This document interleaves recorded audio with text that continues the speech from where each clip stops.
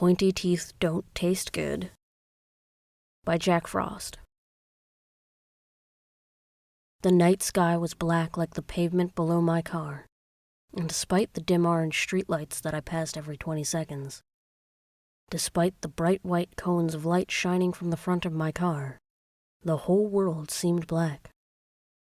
I was driving on a backcountry road, and though the pavement was fresh, there were no painted lines. On each side, thick forest began only 10 or 12 feet from the shoulder. During the day, the leaves would have been a fresh emerald green. During the day, the tree trunks would have been wide paint strokes of burnt umber. But this was night, and the world was black.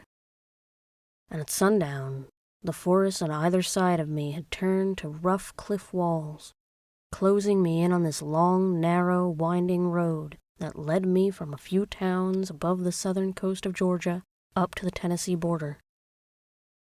My car was stuffy and hot, but the sweltering and humid night air meant that my open windows were no relief. The brown nylon of my car seat clung to my skin. Should I have sprung for leather? No, the sticky black material of my steering wheel was even worse on my fingertips. My hands were getting clammy from holding the wheel, and every few minutes I peeled my fingers off the wheel one by one, then sluggishly removed my palms, freeing my hands from the hot grip of the leather. As each section of skin came up, the leather made a slight squelch.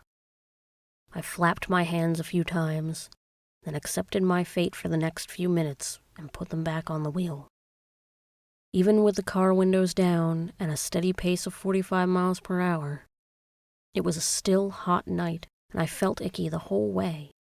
The hot air blowing gently on my face like an artificial breeze made me feel sleepy instead of refreshing me. Somehow, the air and the car seat and the steering wheel all made me want to give up, pull off the road, and go to sleep. I was tired anyway, from hours of driving without a rest. I had been on the same road for 100 miles, passing a turn off every hour or so, occasionally seeing another speed limit sign that held no new information for me. I was bored and tired. And then the cobwebs and clouds were dispelled from my mind by the pale figure that stepped into my headlights. I swore and swerved into the other lane to avoid the hitchhiker. My foot pressed down on the brake, and I looked in the rearview mirror to see them, but they must have stepped back off the road, because I couldn't find them. I switched my attention back to the road, felt the resistance leave my foot as it returned to the gas pedal. Then a brilliant, hot sensation of fear and shock flashed through my body as I saw the hitchhiker again, 20 feet in front of me. I slammed on the brake and swerved again, this time slowing to a few miles an hour as I passed the hitchhiker. I realized that my endeavor to avoid the accident had sent the wrong message as the pale and slender figure opened my car door and stepped in. "Thanks for picking me up," said a silky voice. It was gorgeous. She was gorgeous. Couldn't believe my luck. Why hadn't I stopped the first time? Her skin was white as snow, except for a perfectly round patch of apple red on each cheek.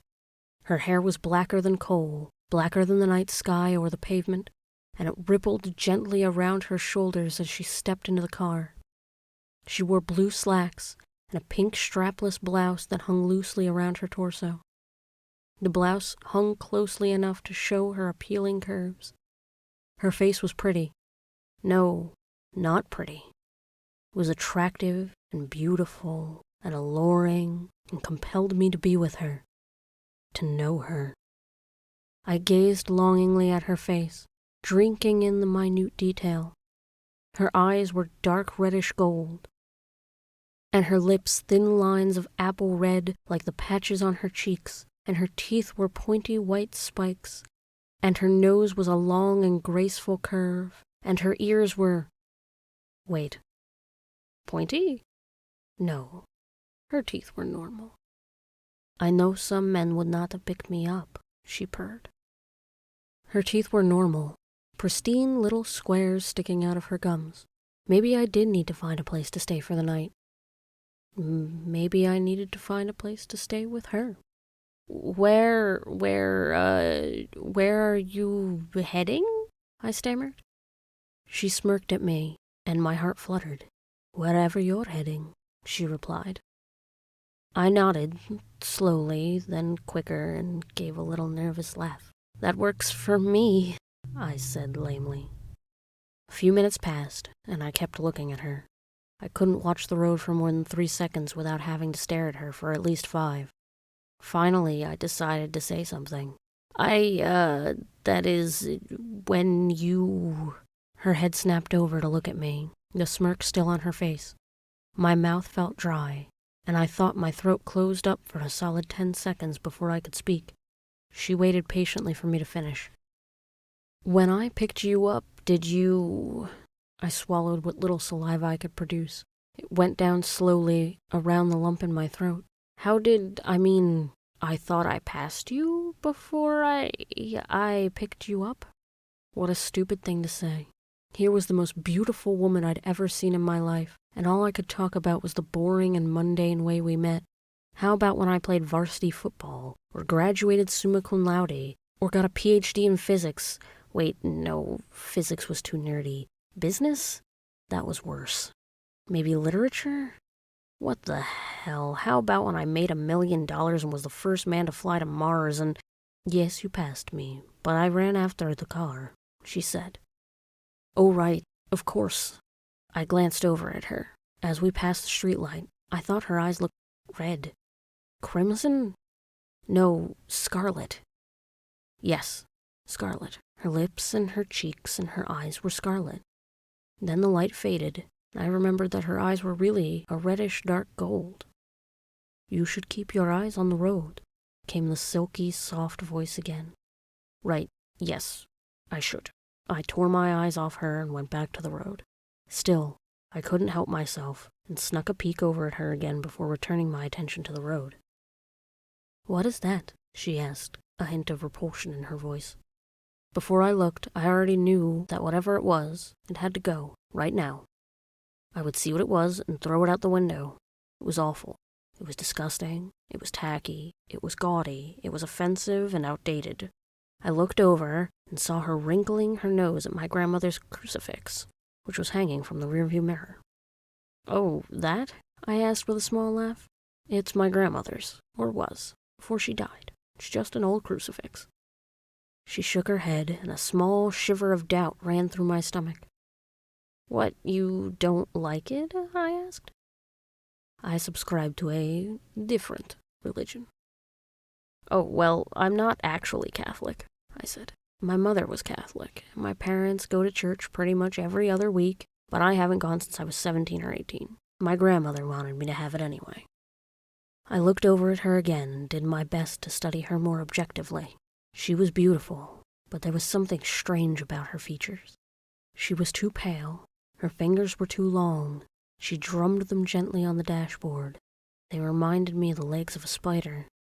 There was a slightly gaunt look about her face, with her bony chin and stretched out, almost waxy skin. We passed under a streetlight, and I decided that her lips and her cheeks were scarlet, and I became afraid to look at her eyes. I realized she had been speaking with an accent this whole time, something Eastern European. You're not from Georgia, are you? I asked weakly. No, my parents are home in Romania. I have not seen them in a long time, she said. What are you doing here? I asked. Beads of sweat dripped off my forehead and ran into my eyes. It was hot, but I was sweating for reasons beside the heat. Do me a favor and stop asking questions, she said. Her voice was still silky, but now it was firm. She placed her hand on my arm and squeezed just above my elbow. Her grip was astonishingly tight.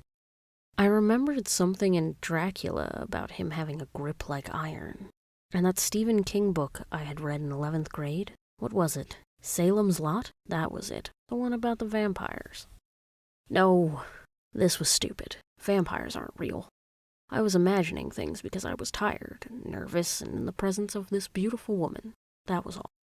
I was being stupid. Stop the car, she purred, and I had no choice but to stop it. I put it in park.